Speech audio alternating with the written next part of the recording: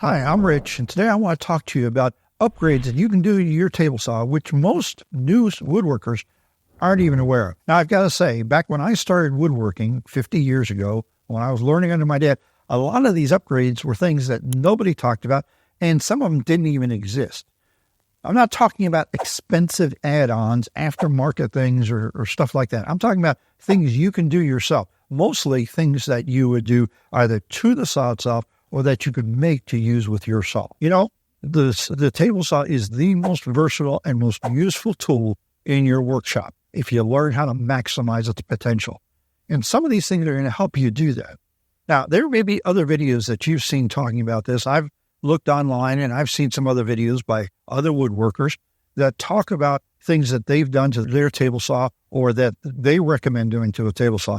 And by and large, what I see is a bunch of expensive aftermarket accessories on very expensive saws. Well, this isn't a very expensive saw. This is the table saw I use every day.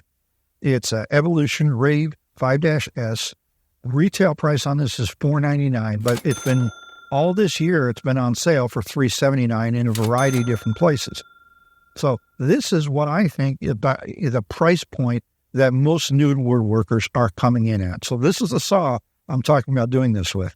Or think of it as a contractor's portable saw, because that's really what this is, okay? And that's what I'm going to be talking about upgrade. I'm not going to be taking a $1,500 cabinet saw that, you can't move around your workshop and you're buying $300 or $500 accessories for. That's not what I'm talking about. You and I, most of us that are new to woodworking or hobbyist woodworkers, we can't afford that stuff. This is all going to be things that are affordable. And if you don't have to spend any money, it's probably going to be a minimal amount of money. So let's take a look at these things. I've got 16 things I've come up with. Some of them are little, some are bigger, but they're all things you can do yourself to maximize what you can get out of your table saw. The first thing you're going to want to do with any table saw after you unbox it and get it on its stand or whatever you need to do to set it up is to replace the blade. Now, your saw probably came with a 24-tooth carbide tip blade. That's typically what they'll come with. Sometimes they'll be high-speed steel, but I haven't seen a saw with a high-speed steel blade in it for years. They pretty much all come with carbide tooth blades. But that's a cheap carbide tip blade. Now, why is it so cheap? Well, manufacturers' goal is to get that saw out the door and into your hands. And blades can be pretty expensive. If you're selling a saw at a price point of $300 to $400, you can't afford to put a $100 blade in there, even buying it at wholesale. So they'll put a low-cost blade in there, and it'll do the job. Now, remember, from the manufacturer's viewpoint, the purpose of the table saw is ripping. That's what it's designed for. And so they're giving you a blade that's okay for ripping. And it probably does a decent job, all right? But you and I are probably do a lot more than just rip on our table saws. Nowadays, people do all kinds of operations on a table saw, and that requires a better blade. So this is not the original blade in the saw, although I have to say the original blade that came with this particular saw was a pretty decent blade. This is a 50-tooth carbide tip blade that I bought for this saw. It's a mid-range blade. It's not a high-dollar blade. I got it at a reasonable price, and I went ahead and put it in. It's a thin kerf. Now, a lot of blades today are thin kerf, which means they're less than 1/8 of an inch. Right? The old standard is 1/8 of an inch is a normal blade.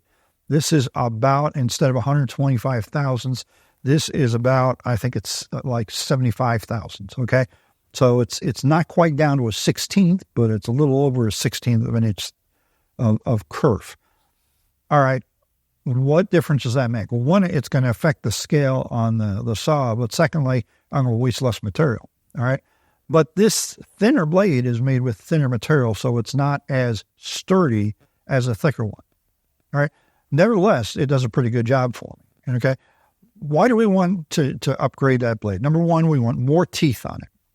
All right? No, we want more teeth on it because more teeth is going to give us a smoother cut. And especially if we're talking about doing things like cross-cutting and mitering, that's really going to become an issue. Or if we're going to try and joint on our table saw, it's going to become a big issue. So those are the reasons we would want that more teeth on the blade. All right. If all you're going to do is rip on your blade, leave that 24-tooth one on there, or get a better 24-tooth and put it on there because 24 teeth is pretty much ideal for ripping. But the other thing we're looking at is blade runout. And what I mean by blade runout is how straight that blade is cutting, how straight it is turning, because that's in effect how straight it's cutting. All right. A cheap blade may not be absolutely flat. So if you were to turn it with your hand like this and watch it, say, looking at a reference point like the riving knife here, you might see a little bit of wobble in there. Now, it may not seem like much, but when you try and cut with it, it makes a big difference in the results of your cut. Once you've replaced your blade, the first thing you want to do is run yourself a test cut. And this is a test cut I've done on this blade and one other, actually, the original blade and this blade on this saw. And what you're doing this for is you want to look at the cut, and you're looking for blade marks. You're looking for the tooth marks on there. And there'll appear as a bunch of lines that are running parallel at about I'd say a 45-degree angle, okay? Do you have those, and how pronounced are they? If they're just barely visible and you really got to look for them, that's ideal. If they're really obvious, what that means is that your surface isn't absolutely flat. Your surface actually has some texture to it, and that's going to affect your ability to use it, say, for glue-ups, okay? It may affect the ability of two parts to mate up well and not leave a gap. So that's important, and that's what you're going to be doing that for, all right? And that brings us to the second item you might want to consider doing your table saw, and that is after you replace the blade, or as you're replacing the blade, you may want to add blade stabilizers. Now, this is just a big washer. It's 4 inches in diameter. They come in different sizes.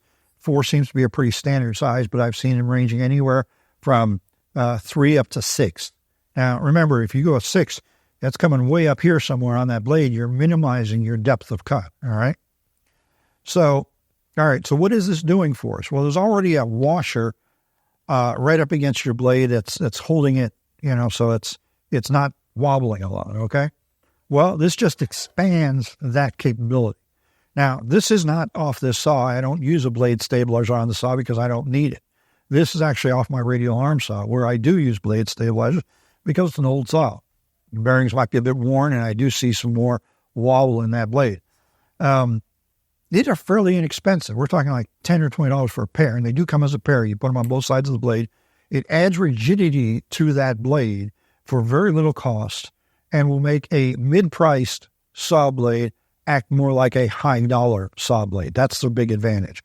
So that's an easy upgrade that you can do to your saw to improve the quality of the cut, specifically how smooth a cut you get off of that saw.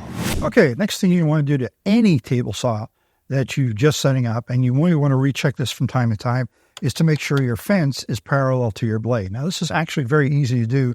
All you do is you move the fence all the way over until it makes contact with the blade, okay? And what I'm looking for here is I'm looking to make sure that I have contact between the teeth, not the plate of the blade, but the teeth on this end and this end both, okay? If I only have it, say, on this end, then that means that my fence is canted this way. If I only have it on this end, it's canted this way. Regardless of which that is, this is an easy problem to solve. Any table saw is going to have 2 bolts here. Now, they may be socket head cap screws where you need to use an Allen wrench to get to them, and they're set down in, whatever. Mine are bolts that stick up. You loosen those 2 up, and you can adjust your fence compared to the slider on the fence, okay? And you can set that fence so it is absolutely parallel to your blade. You need the fence to be parallel to the blade. You sure don't want to be tapered down and end up with the wood getting pinched between the blade and the fence. That could cause kickback. If it's the other way, you're going to end up with a crooked cut. Either way, it's not going to work. So you always want to make sure that you set your fence parallel to your blade. That's the third item that you should do on any saw. With the fence parallel to the blade, now next thing we want to check is the fence parallel to the miter gauge slot. You'll have 2 miter gauge slots in the saw, one to the right of the blade and the other to the left, and they will be parallel to each other. Now the question is, are they parallel to the blade? And that's kind of hard to check, but we've already made sure the fence is parallel to the blade, so if those tracks are parallel to the fence, they'll also be parallel to the blade. And you could just take your fence and set it alongside your slot here, and you can just eyeball it. I prefer to take a piece of 3/4 inch material. Now, my tracks are 3/4 of an inch wide, and that's pretty common. Push it down in there, and it should fit snug. And then I can bring my fence up alongside that and make sure I've got good contact all the way down the length, okay? And if I have good contact all the way down the length, then I know those 2 are parallel. That tells me also that track is parallel to my blade. Okay, what if it isn't? Now, it's not going to show it in the owner's manual. We're probably not going to show it in the owner's manual for your saw, but there is a way underneath to loosen up the carriage that holds the motor and the blade and that whole mechanism and shift it a little bit. And that's what you're going to have to do. You're going to have to shift that and straighten it up. You probably won't have to do that, but you want to check it and make sure. So once you've done that and gone back, reset your fence and rechecked it with the miter, now you've got your blade, your fence, and your miter slots all in alignment. And that's critical for just about any operation you're going to do on this saw. Okay, so now that we know our fence and our blade are parallel, next thing we want to concern ourselves with is the scale that's on the front edge of the saw, and it's the scale that the fence rides along, and this is how you set your width of cut. So these can be off, and it's not unusual for them to be off.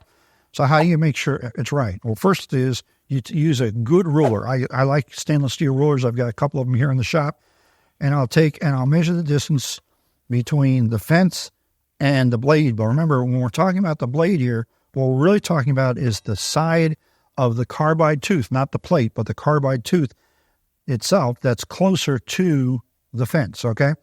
And so like here, I've got my gauge here set for 3 inches, and I should see exactly 3 inches here. Well, okay, what if it's off? All right, so let's say I've got to be right here.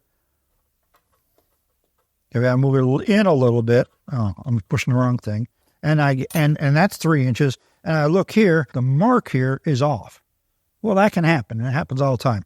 All right, there's generally 2 ways of adjusting it. Number one, your little hairline for the vernier here is usually adjusted. There's usually a screw and there's a slot, and you can move it back and forth, and you get some movement that way. Okay, that's the easiest way to set it, and you want to make it exact. And then you want to run a test piece, and you want to compare it with your ruler or whatever else you're measuring with, and make sure it really is set right. All right. Now, I recommend all the time that you actually, if you need an accurate cut, that you go ahead and still use a steel rule to set your fence up rather than using this gauge. But I'd like this to be working too, especially when I'm needing stuff in a hurry. Now, you probably won't find it in the owner's manual, but there's usually like 2 screws or 2 bolts that are holding this on the underside of the table. You can loosen those up and you can shift this back and forth a little bit. Okay? So you want to set this so that if it says 3 inches to your ruler here, your vernier here is 3 inches. So this is your next upgrade, and it's an easy one. But yet a lot of people never do it. They just assume that it's right from the factory. Don't assume it. Even if they set it right in the factory, it could end up moving in shipment. The next possible upgrade I want to talk about for your saw is an auxiliary fence. Now, obviously, your saw comes with a fence, and I hope it works great. Why would you want an auxiliary fence? Well, there's a couple reasons and a couple times when they might be very useful. If you look closely at my fence here, there's a couple of marks on here from the blade. And what happened was I was using a dado stack, and I was cutting a rabbet along the edge of a piece of wood, and I got my fence too close to the blade and marked my fence. I could have easily prevented that from happening by just having an auxiliary fence. And what I'm talking about in this context is just a piece of wood, straight. It has to be straight, obviously, attached to the side of my existing fence. And you want to make sure when you attach it high enough so the blade can go under it. It's not going to be in the way of the blade. It's not going to be in the way of your workpiece. Okay, and what this does for me is that, let's say I get right up to beside that dado stack, and it does end up scratching. Well, it's going to scratch those piece of wood, which really doesn't matter, rather than damaging the fence. And that's one of the things it does for you. Now, at the same time, if you look at this, I've got a much longer piece of wood on here as an auxiliary fence than my original fence. Now, that could be important if you're using a contractor's portable table saw, because some of them have some pretty short fences. My previous table saw, which was a contractor's portable table saw, had a rather small fence. And if I was trying to cut something large, like ripping down a sheet of 8-foot sheet of plywood, trying to hold it up against the fence was a joke. Right? It just wasn't, there wasn't enough fence there. You know, 2 guys, you could kind of sort of do it, but alone, forget it. Well, by adding this, what I've just done is extend the fence, and I could rip that 8-foot sheet of plywood because I've got about 3.5 feet of fence here to hold up against. So that's something that an auxiliary fence can do for you. Now, something else you can do with an auxiliary fence too, And my saw actually came with this. You can buy them if your saw doesn't have one. And that's an aluminum extrusion like this. This came as an auxiliary fence. And this is 2 holes in my fence here. And what that's for is there's a T-track here. Now I can put in regular T-bolts and attach this fence on here. Now, why would I want to do this? A couple things. One is the same idea of keeping my fence away from the blade. Another time what that would be really useful is if I wanted to make repetitive cuts. Now, one of the things you never want to do with a table saw is use the miter gauge and the fence at the same time to make those repetitive cuts. Okay? If I'm trying to do this and I've got my fence out there and I'm running this through and it gets crooked, what's going to happen is the wood's going to bind up between the blade and the fence and it's going to kick back. All right? That's dangerous. So I want to avoid that. But what if I need to be able to do that repetitive sort of an operation? This is one of those places an auxiliary fence comes in handy. So I can set the distance between the blade and the auxiliary fence for whatever that repetitive length I need is. But as long as I keep the fence back from where the blade is, so that when I'm cutting, I'm not using that. I'm using it. I'm just using the miter gauge. I've just used this as a gauge to set that distance. Okay. So that's something else that can be done with an auxiliary fence. Different types of auxiliary fences. Now, if you don't already have holes in your fence, don't worry about drilling them. It's not a big deal. Your fence is probably just an empty box with one rod that goes from this handle back here to the clamp up there. So you should be able to drill through it without any problem. If you don't want to drill through it, you could always go back to using the clamps like I showed you earlier for the other fence we were using. So that's a great upgrade to give you some capability. Maybe you don't need it, or maybe you only need it sometimes. But when you do need it, having that auxiliary fence can be very useful. A really simple upgrade you can make to any table saw is to wax the table. Now, one of the things you're fighting against when you're using a table saw is friction, okay? The friction of the wood up against the tabletop. And the tables are designed to give you a good surface for that. But adding a little bit of wax to that can make a huge difference, okay? And you want to use just whatever sort of paste wax you can get that comes in a can. I won't say there's one that's better than another. Avoid furniture polishes because those are not just wax. No matter how much they talk about the wax that's in them, they are wax mixed with other materials, okay? And those other chemicals could cause problems like staining your wood. So I call this a 2-rag operation because the first rag is going to apply the wax. All right? And you want to do it to your whole table. I'm just doing this middle section right here, right now, but typically you would do the entire table, making sure you don't miss any spots. Maybe shine a light on it to make sure you haven't missed any spots. And then you use the second rag to remove the excess. Some people would call this buffing it. If we're trying to get a shine, I guess we could call it buffing it, but all we're trying to do is get rid of the excess wax so that wax doesn't end up on our wood.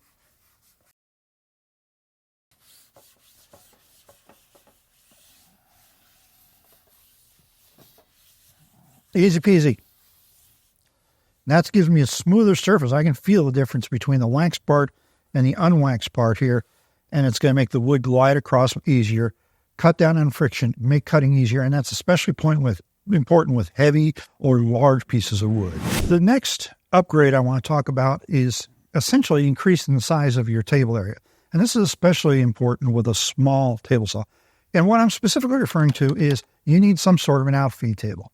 Now, you notice the way I've got this set up here in my workshop. I've got my table saw at an angle, and so it doesn't look like there's anything for an outfeed table. But in reality, my bench top is my outfeed table for my table saw, and it's just a touch lower than the table saw. So when I'm running the long pieces through here, the pieces coming off there, the end can catch on the workbench and land on there. Now, if I really need to do it, where I'm running a lot of pieces and I want them to land on there, and maybe they're shorter pieces, I'll move my table saw. It's movable, so I can do that. Okay? But a lot of people, what they'll do is they'll take their table saw, especially with a smaller table saw, and they'll build it into some sort of a workbench. And Generally speaking, this is giving them an outfeed table and giving them a table extension, generally to the left of their blade, allowing them to handle the larger sheets. Now, my table saw has a built-in table extension. This slides over. It also has one on this side. So I really don't need that, but I still need the outfeed capability. And like I said, I use my workbench for that. The other thing I use is I use the table of my radial arm saw as a staging area for material coming in. If I'm doing a bunch of cuts, I'll stack the material on my radial arm saw, and I can come off of it and to my table. Likewise, if I'm doing a bunch of cuts on the radial arm saw, I can stack the material here on my table saw and take pieces from there to the radial arm saw. And the difference in the table heights is just right that I can put a 4x4 or a chunk of 4x4 here on my table of my table saw, and it acts as an extension for the table for long pieces of wood. And that works out great for me. May not for you, okay, especially if you don't have the same equipment I do. But having that extended area really makes a difference, especially if you have a smaller saw. Another modification or addition you can make to your table saw that really can be helpful is dust collection. One might cost a little more because dust collection systems in and of themselves are very expensive. Now, my saw came with dust collection capability built in. There's a port on the back, and the blade itself is shrouded, so the dust down there comes out that port. And then the blade guard has a hose attached to it so it can suck up dust from the top side here. However, most of the time I've got the blade guard off because of the types of cuts I'm doing, so this top part really doesn't do me any good. In effect, it lessens the capability of the bottom part because some of the suction is still coming through that hose. Now, I don't have a real dust collection system here in my workshop. I don't have the room for one, first of all, okay? So what I do is I use my shop vac. And my shop vac is this same size. It's a small shop vac. It's the same size hose here. And that connects to the port in the back. And so that gives me dust collection capability. Now, there are, if you're doing woodworking, you're going to create sawdust. That's just part of the game. But the more of that we can collect through a dust collection system of some sort, even if it's makeshift, the less we're going to have to spend cleaning. And I don't spend anywhere near the time cleaning in this workshop that I need to. So dust collection is useful. Can we do dust collection on the top side without a blade guard in place? Well, actually you can. All right. Most of these that are built to go with the blade guard mount to the riving knife of the saw. Okay. I still leave my riving knife in place, regardless if I'm using the guard there or not. But what I've seen some people do is have an arm that comes across with a big hood that's high enough so that it's not in the way of whatever you're cutting, and provides dust collection on top. Is it perfect? No. Those are usually, though, hooked up to a full-blown dust collection system where you're getting a lot more suction than what I can get out of my little 5-gallon shop vac. All table saws have some sort of a throat plate in them, but there's two problems with these throat plates. One is that they're not zero clearance. There's a lot of space here, and they do that because people use different blades and use the plates different ways. And so they give you extra space, but that allows debris to fall down there. Like if you cut a sliver off, it also allows there to be problems with the splintering because there's nothing backing up the wood. So a lot of people make a zero clearance throat plate. Now, I'll talk in a minute about why I made this or how I made this, but right now we're on the why. The other problem you can have with them is that some throat plates, like this one, can sit a little below the level of the table. Now, you really don't want it sitting above the level of the table. Otherwise, every time you run a board up there, it's going to hang up on it. But if it sits below, it can cause problems too. Let me show you here. This is a Crosscut Jig, and it sits snugly over the fence, and I can attach a board here that I'm going to cut a tenon in, clamp it on there, and as I go through here and I'm cutting that, what can happen is when I get to so that the entire fence jig is over the throat plate, it tips a little bit. This side drops down a little bit and it tips, okay? So it lessens the accuracy of that cut. All right, so how do we deal with this? We replace this plate, the existing plate, and in this case it's plastic, sometimes they're steel, with a zero clearance plate. Now you can sometimes buy them. This is one I have made. This is out of 1/4-inch Luan plywood, and I cut it using this as a pattern. I cut it to fit, and went ahead and put the finger holes in here on the end. I notice I've got 2 finger holes. That's because the first time I had this upside down and I put it on the wrong side, so I had to put another one in. No big deal. This slot was actually cut by the blade, so I know it's exactly the thickness of the kerf of the blade, which means that it'll help cut down splintering. Now, the problem with that is that not only do I have a blade to consider, but back here, I've got a riving knife, and I sure don't want to take that off because that's a major safety feature to prevent kickback. So what I had to do was cut the front part of it using the blade. Literally, it was sticking up like this. And then I took it off, and I marked it and went over to my scroll saw and cut the back part on the scroll saw for the riving knife. The other thing I had to do is, if you look here, it's routed all the way around because the step down here from the surface of my table to this ledge is less than 1/4 inch. Now, how much of a step you have there will depend on your saw, okay? This is a portable contractor saw. Granted, it's a fairly large portable contractor saw, but still. So it's designed to be lightweight. That means the table is cast aluminum and it's not real thick, okay? They're trying to keep weight down. And so it's less, the tabletop itself is probably less than 1/4 inch, maybe about 1/4 inch thick. My step down here is about 100 108 thousandths or 120 thousandths, roughly 1/8 of an inch, let's say. Well, a little more than that. So I had to use a rabbiting bit on my router table to rabbit all the way around here.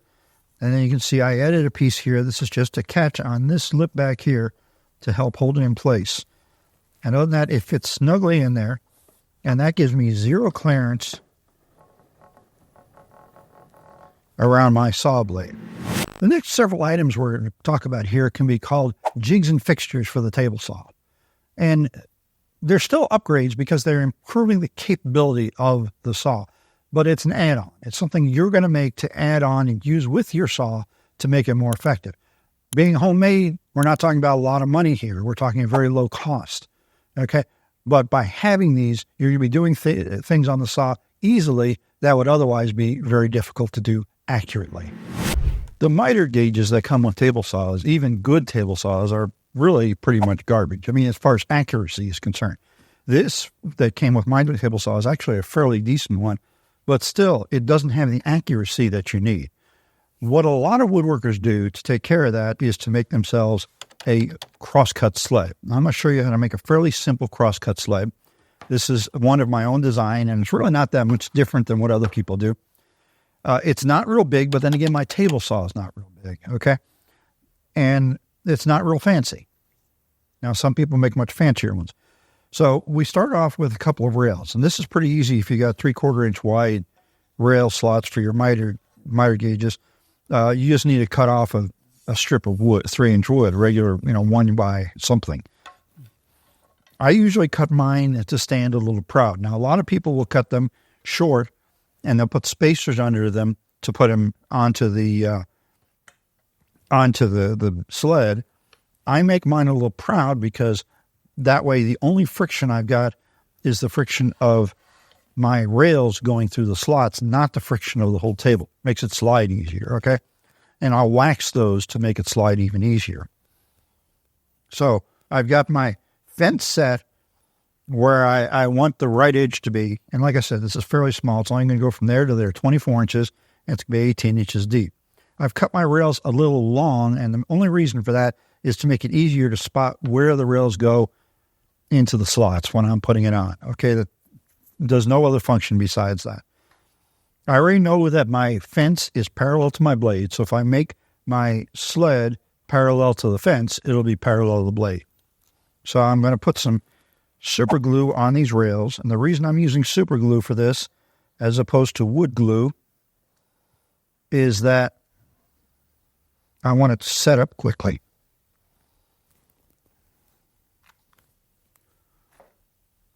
Now, the critical thing about this whole thing is making sure that my fence on here ends up perpendicular to the blade. So I'm going to start off making sure this ends up perpendicular to the blade. I'm going to do that by butting it up against my fence as I drop it down onto my rails. And the back edge of my rails are in line up exactly with the back edge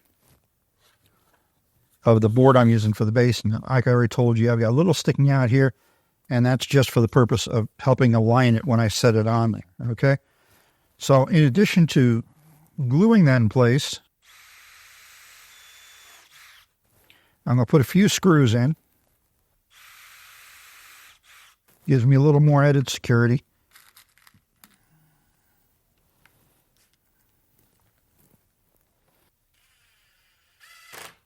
These are 3/4 inch screws.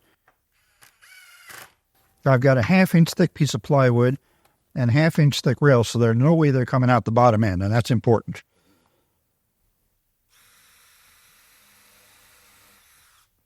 And of course, I have to be careful to drill my holes so they don't come out the bottom end either.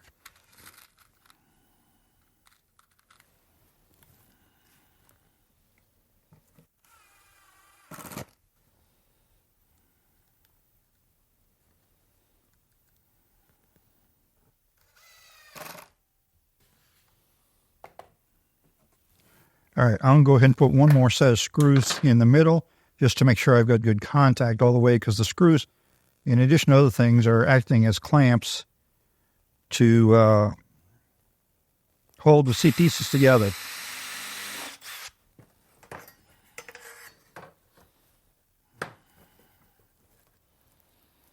And I'm using my square here just for alignment to make sure I don't miss where they're supposed to go.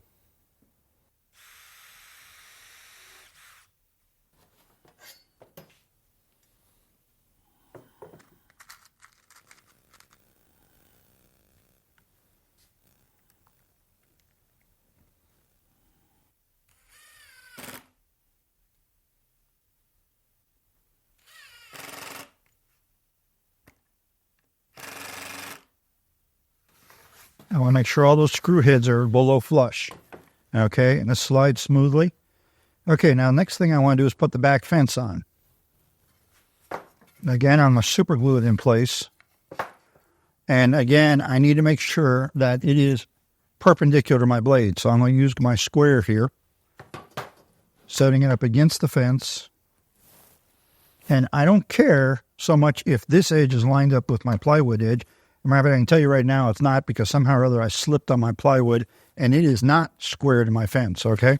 But that doesn't matter, just as long as this ends up square to my fence. Now it's already cut to length. So I'm going to set it in here.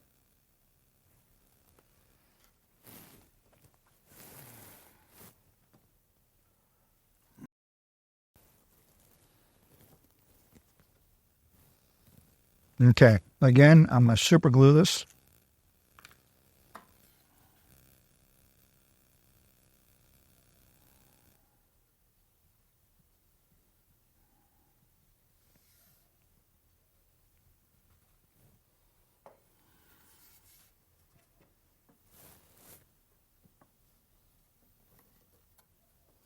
Double checking that my square is flush up against my fence and my board is flush up against the square. And we're just going to let this sit here for a minute and let the glue cure. I've gone ahead and added a secondary fence on the back side here. This one is parallel to the board. Now remember, my board is not parallel or perpendicular to my fence like I intended it to be. This doesn't matter. The only purpose this has is to keep my fence from falling apart, because I will be cutting through the fence. And if I don't have this here, then there's nothing to hold this end of the fence, the sled together, okay? So now that I've got those both in place, I'm going to go ahead and flip it over. The glue's had time to dry. I'm going to go ahead and put some screws in from the bottom side here to make sure that this is strong.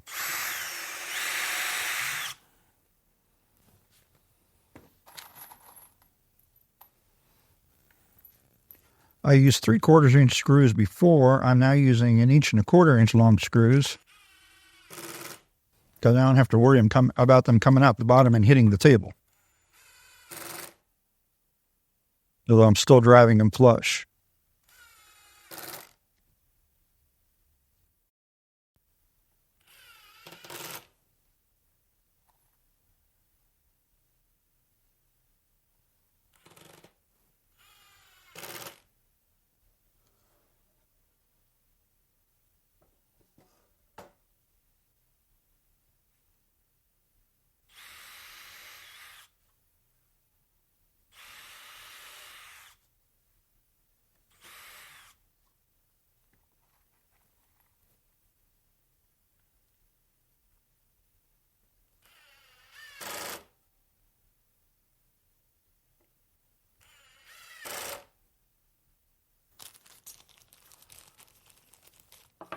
Before flipping it over, I'm going to go ahead and wax my rails.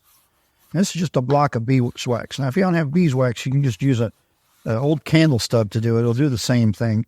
I like using beeswax because it lasts really well.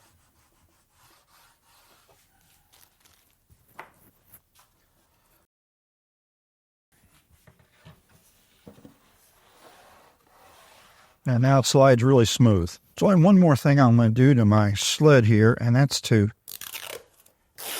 add a piece of plexiglass across the top. Now, most people don't do this. This is although I'm not the first one to ever do it, I've seen others do this as well. This is a safety idea here. My wife is always after me about safety. She was a safety manager in a factory once, and she has never outlived it.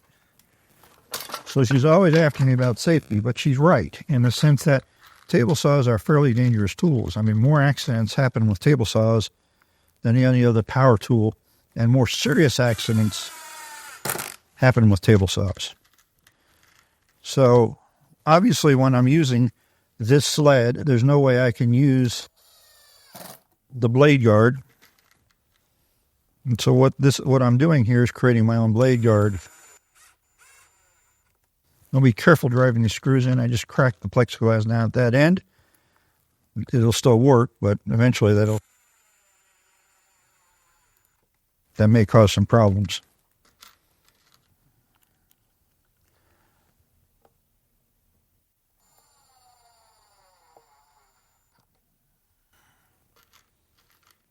But with this piece of plexiglass on here, it's pretty hard for my hands to accidentally get to the blade or anywhere near the blade's path. And that's what I'm trying to do, is protect my hands.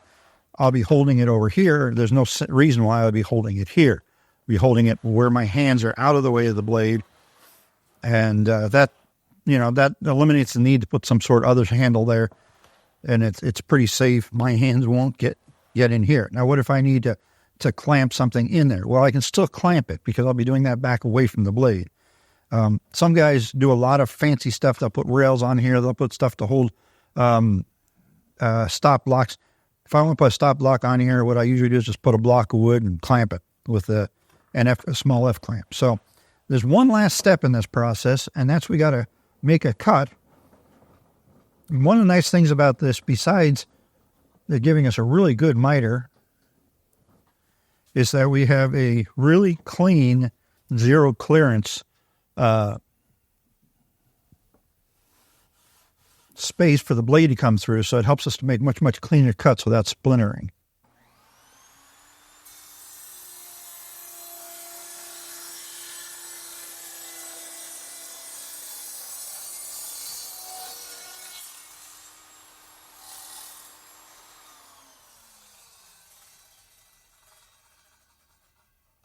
And there we have it. It's all ready to use.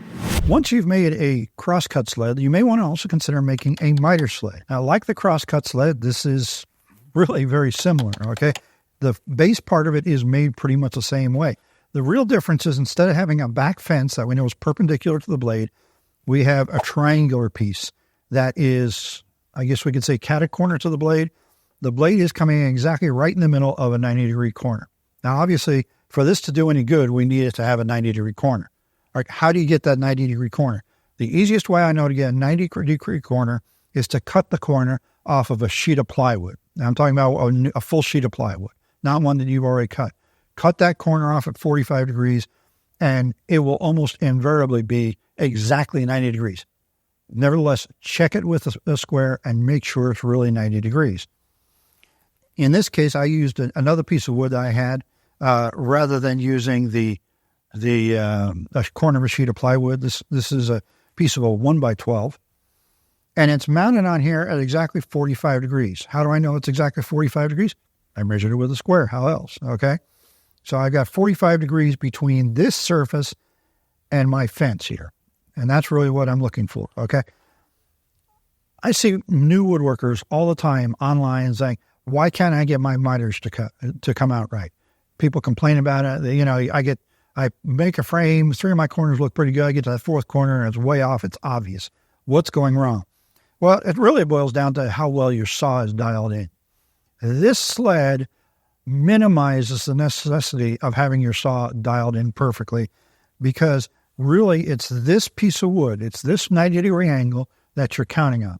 And if this 90-degree angle, as long as it's 90 degrees, if it's mounted a little off, it's still going to work. And here's a frame I made using this particular miter sled, and this is like 22 by 28, and all four of my corners are absolutely perfect, okay? So I know it works. Why? Here's the thing. When you're doing this, you cut one piece of wood coming in this way and the other piece of wood cutting this way for each corner. As long as we know that this is exactly 90 degrees, and I know that I cut one piece on this side and one piece on this side, those two pieces go together, they can give me exactly 90 degrees. That's what we're after, okay?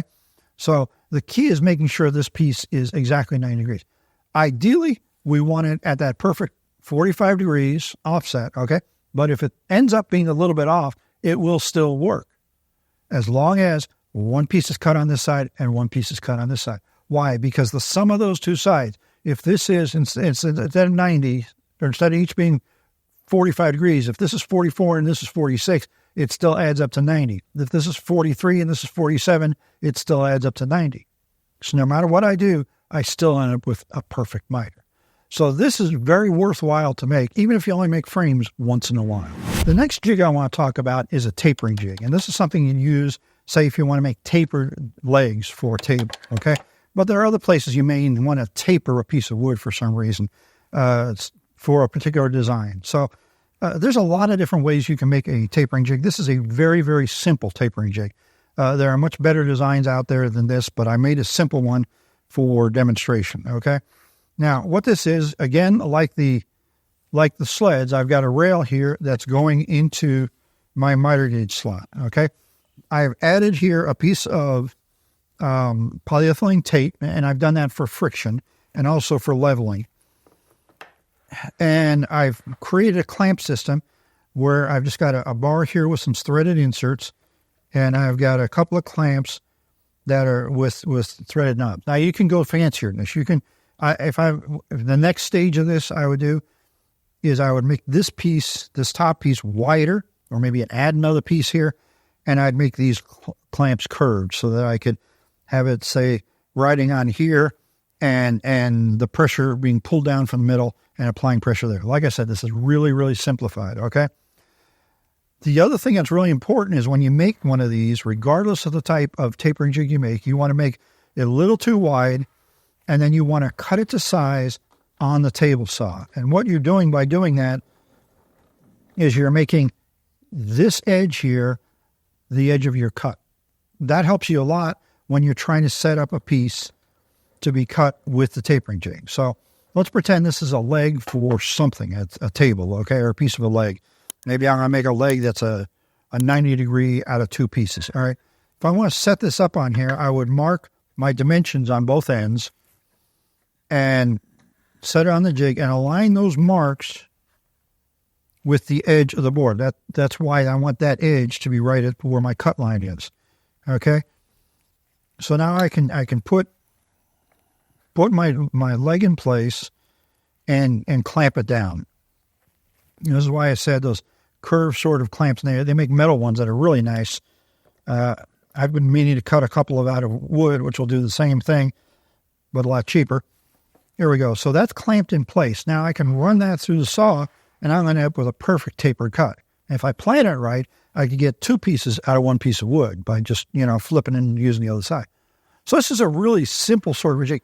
It's not something you're going to use a lot, because how often do you cut a taper? Now, unless you're making a lot of furniture where you're doing a lot of tapered legs, this is probably not something you're going to use a lot. But if you're making mid-century modern furniture, for example, there's a lot of tapered legs in that type of furniture.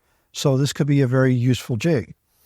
Now, there are fancier ones, and there's a design that's been going around lately that I absolutely love, and I just haven't made one for myself because they require the use of what's known as a dovetail clamp. And what a dovetail clamp is it's like an F clamp, except for the bar down here is the cross-section of it is dovetailed. So the sled is made with grooves going in both directions that'll accept those dovetails, okay? And then so you slide it in, and that's under, and then our board is in here, and you just screw it down and clamp it. So why don't I have a setup like that? Because I'm cheap.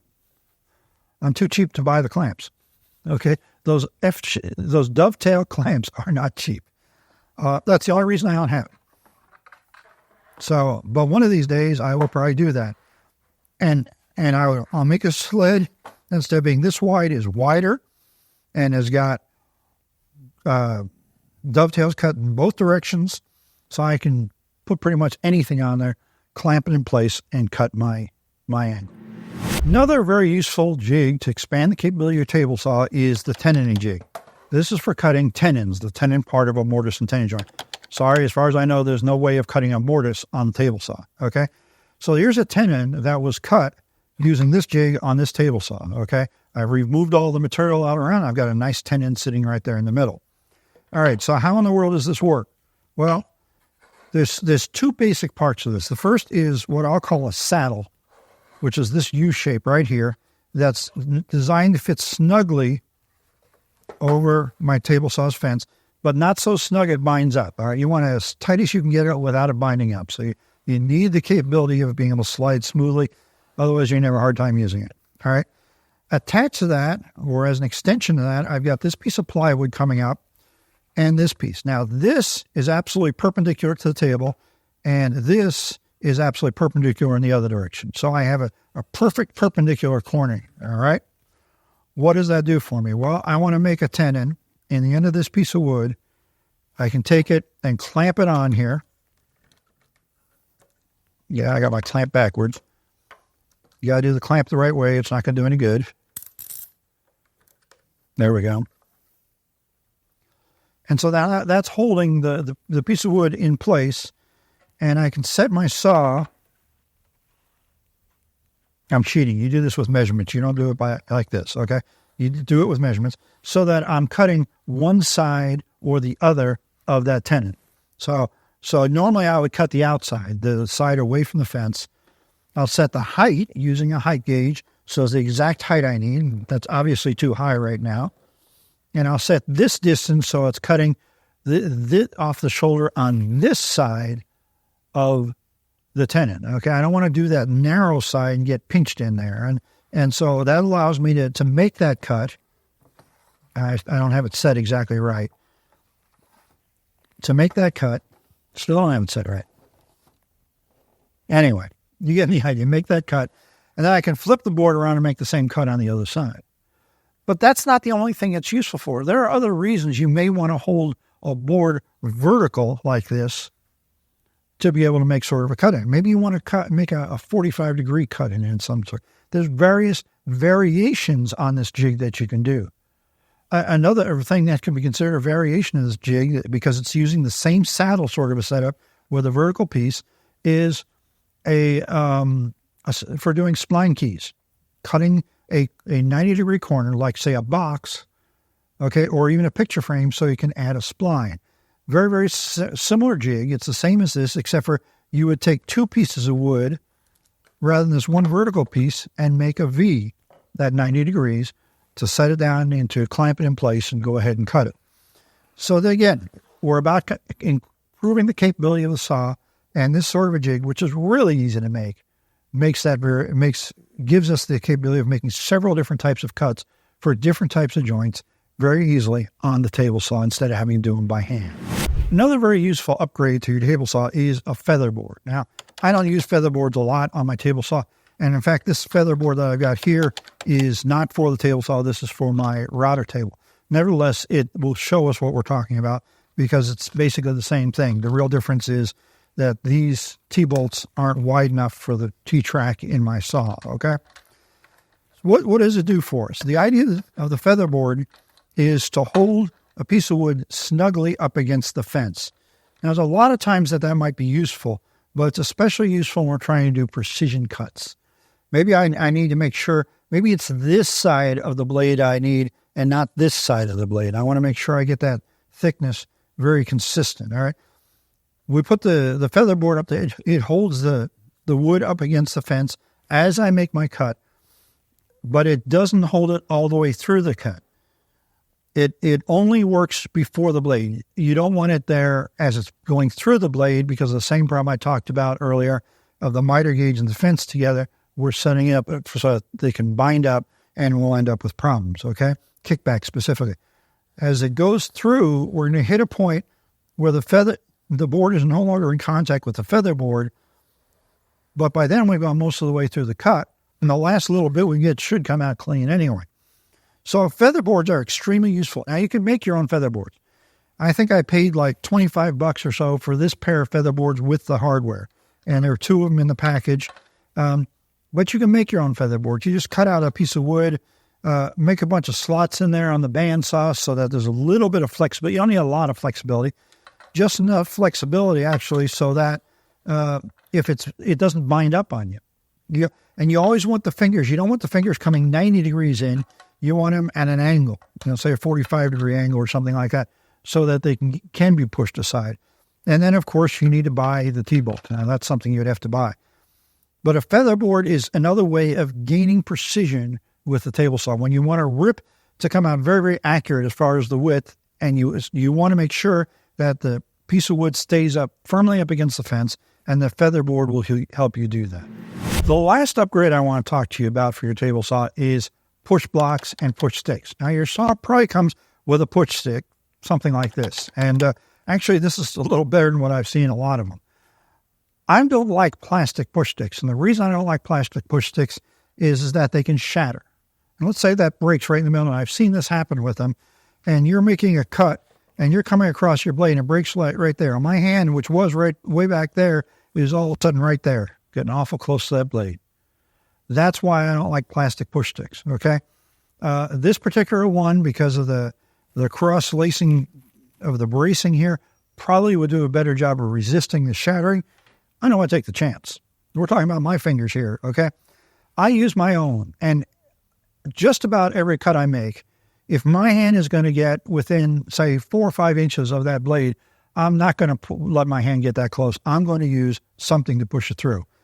I've got 3 different ones that I've made here. This is my most commonly used one. The handle is at an ergonomic angle, so I can hold it. It's got some rubber stripping on the bottom. This is rubber weather stripping, which helps it grip the board. A little hook on the back end, and that'll push the board through very nicely. It's only about a 1/2 inch wide, so it can get into there, even when I'm making some fairly narrow cuts. This is a larger version of that one, kind of shaped like a handsaw. And I made this because sometimes when you've got longer pieces, especially thin ones, you'll get some chatter there in the end of that and ends up causing chipping and some bad looking cuts.